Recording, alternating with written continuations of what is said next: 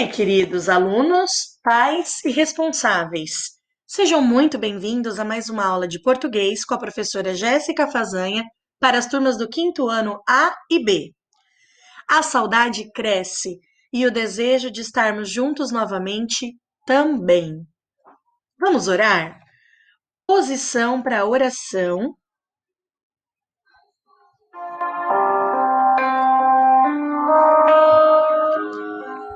Querido Deus, amado Pai, graças te damos, Senhor, por mais uma vez podermos estar aqui na tua presença, para te agradecer pelos inúmeros milagres que o Senhor faz em nossas vidas. A começar, Senhor, agradecendo pelo dom da vida que recebemos todos os dias quando acordamos. Obrigada, Deus. Pedimos que esteja conosco nesse dia que para nós é desconhecido e esteja ao nosso lado neste momento de aprendizado. É o que te pedimos e já te agradecemos. Em nome do Senhor Jesus. Amém.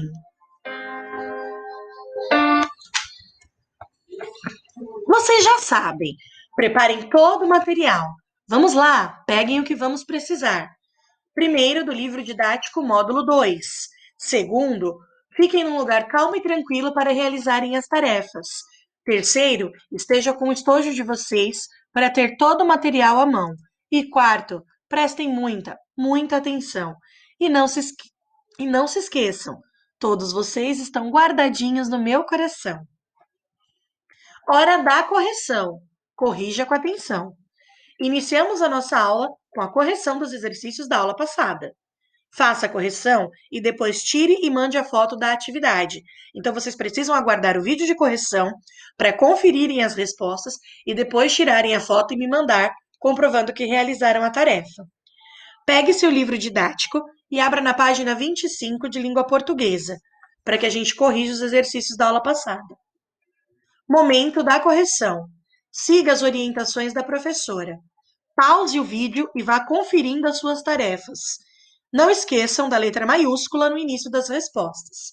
Na aula passada, eu deixei 4 questões para serem resolvidas no caderno. A número 1 perguntou: para onde as meninas e a vovó viajaram? As meninas e a vovó viajaram para o Vietnã. Não esqueçam da letra maiúscula para começar a frase e a letra maiúscula para Vietnã. 2. Por que elas escolheram a bicicleta como meio de transporte? Porque além de ser uma forma mais saudável de locomoção, a bicicleta também não polui o ambiente, não faz barulho e ainda é possível apreciar melhor as paisagens da cidade. Lembrando que essas perguntas dissertativas, que vocês precisam escrever uma frase, elas não precisam estar idênticas. Elas precisam ter o mesmo sentido, ok? 3. Qual é a principal diferença entre os textos apresentados no capítulo e o Diário das Meninas? Então, vocês precisam ver todos os textos que foram lidos e qual é a diferença entre eles. A número 4. Após ler os textos do capítulo, o que você achou mais interessante em cada um deles? Também são 2 respostas aí pessoais que serão corrigidas no e-mail, ok? Então, eu aguardo aí a resposta de vocês. Vamos iniciar a aula de hoje sobre estudo da língua. Aula do dia, da página 26 até a página 30. Nós vamos falar primeiro de linguagem formal e informal. Linguagem formal. Quando a linguagem é mais séria e segue a norma padrão, a linguagem é formal. Todo mundo compreende, é entendível a todos, porque é a linguagem tradicional que utiliza palavras tradicionais da norma culta da nossa língua portuguesa. A linguagem informal é quando a linguagem ela é espontânea, descontraída, dizemos que ela é informal, quando falamos com um parente, com um amigo próximo, quando estamos numa festa de família dentro de casa, nós usamos uma linguagem mais tranquila, mais aberta, ok? Procurem, por favor, sigam este conselho. Vocês ainda são muito jovens. Procurem utilizar a linguagem formal, que será a linguagem mais usada em sua vida adulta. Então, a criança que fala muito por meio de gírias, que escreve muito por meio de abreviações, daquelas que nós vimos que não são as padrões, elas acabam tendo dificuldade com a linguagem culta, na hora de fazer uma produção de texto, na hora de realizar uma redação, na hora de fazer a prova, isso acaba confundindo vocês. Então, mesmo que vocês vivam muito no mundo digital, das novas tecnologias e das redes sociais, procurem utilizar a linguagem formal. Gírias são expressões criadas, não são palavras que encontraremos no dicionário Aurélio, por exemplo. São palavras ou expressões que são informais e criadas por grupo de pessoas com características em comum, como surfistas, skatistas, pescadores e etc. É a linguagem de um grupo. Pessoas de fora desses grupos podem não compreender a linguagem dita. Então, não é uma linguagem que todo mundo vai entender, uma linguagem que todos que ouvirem vão compreender o que você quer dizer. Então, trata-se das gírias, que são expressões informais criadas por grupos determinados. É um tipo de linguagem que também nós não devemos utilizar com muita frequência, para não confundirmos na hora da escrita formal. Explicando a atividade. Então, nós temos exercícios desde a página 27. Os exercícios da página 27 é sobre o texto da linguagem formal e linguagem informal. Tem 2 bilhetes na página 26 que precisam ser lidos atentamente, que vocês observem cada detalhe, que vocês imaginem a pessoa que escreveu e para quem ela escreveu, ok? A letra A pergunta qual dos bilhetes possui uma linguagem mais descontraída, sem tanta preocupação em seguir a norma padrão da língua. Então pergunta se é o bilhete 1 ou o bilhete 2. B. Qual dos bilhetes possui uma linguagem mais séria, que segue a norma padrão da língua? Então você vai ler os 2 bilhetes e vai dizer se é o 1 ou se é o 2. Letra C. Considerando que o pai de Carlos não conhece a pessoa que receberá o bilhete, qual dos textos é o mais adequado para ser enviado à escola? E por quê? Então, o Carlos escreverá um bilhete, só que ele não sabe nem quem vai receber este bilhete. Qual das duas linguagens ele deve usar? A do bilhete 1 ou do bilhete 2? E por quê? Vocês precisam me explicar o porquê que vocês escolheram aquele tipo de linguagem. Depois disso, nós temos um pequeno exercício embaixo, no final da página 27, que pergunta: que tipo de linguagem predomina no bilhete 1 e no bilhete 2? Agora que vocês já sabem que existe uma linguagem chamada de formal e uma linguagem chamada de informal, vocês vão escrever na letra D qual é a linguagem do bilhete 1 e qual é a linguagem do bilhete 2. A questão E. O bilhete 2 poderia ser utilizado em alguma situação? Explique. Em que situações nós podemos utilizar a linguagem do bilhete 2? Eu quero exemplos de situações em que aquele bilhete poderia ser enviado. Para quem que a gente podia enviar aquele tipo de bilhete? Ok? Depois disso, na página 28, nós temos também algumas perguntinhas sobre gírias. E na página 28, vocês precisarão copiar no caderno de português para responder essas questões, porque elas são muito importantes para esse contexto de linguagem. Elas perguntam sobre as gírias. A número 1 pede para que vocês observem as cenas abaixo e em seguida respondam as questões. Letra A.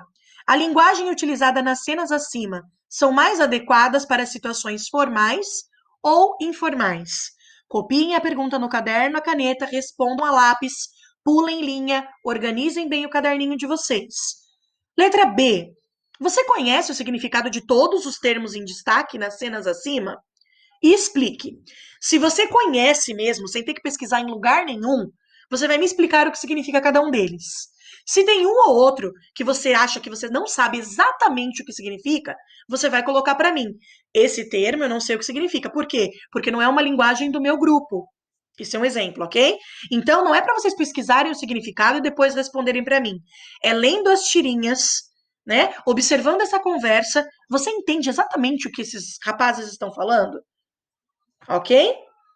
Por último, eu quero que vocês escrevam isso no caderno. E, por fim, nós temos aí a página 29 e 30, também sobre gírias. A página 29, exercício 2, é uma atividade de ligue, para você ligar a coluna A à coluna B. Então, vocês precisam ligar as frases com as gírias. O que aquela frase poderia ser substituída por qual gíria? Depois, no final da página 29, nós temos uma atividade que diz assim, número 1. Leia as informações dos quadros a seguir e pinte as que indicam uma situação comunicativa que exige uma linguagem formal. Então, você só vai pintar os quadradinhos em que essa situação precisa de uma linguagem mais formal, ok? Pode ser de qualquer cor.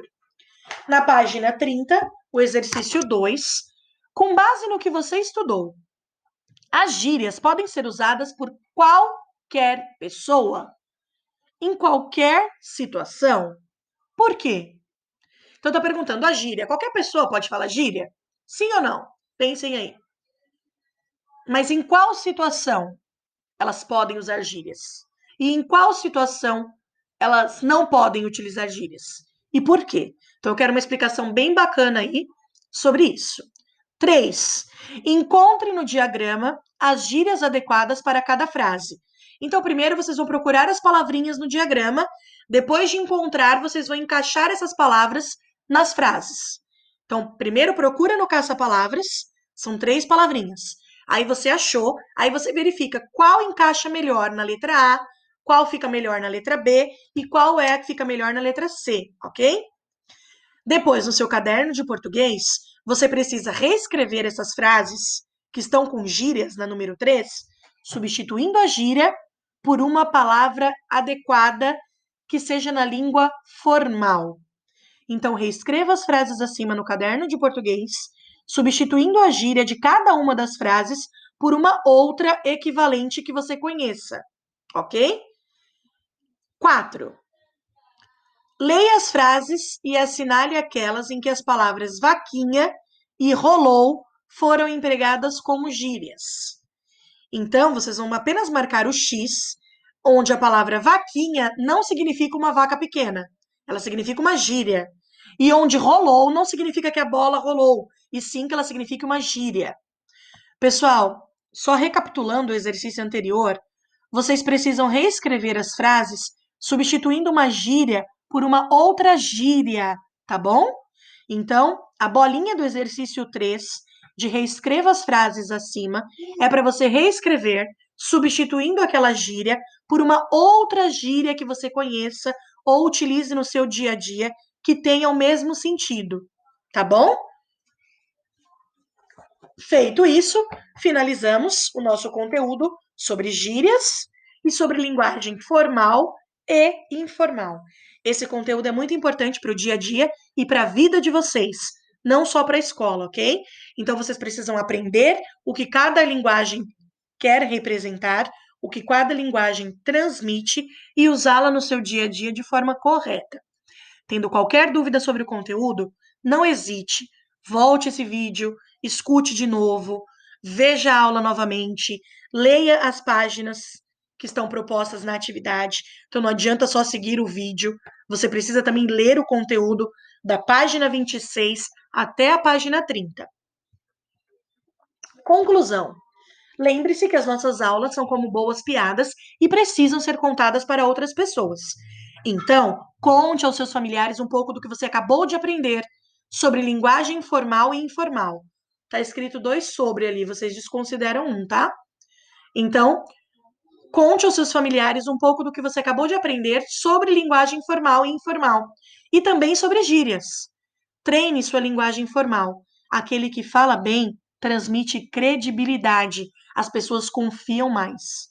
Conto com você para passar o conhecimento adiante e para relembrar os familiares da época da escola. Muito obrigada por sua participação, por seu empenho e um grande beijo. Até a próxima aula. Tchau, tchau.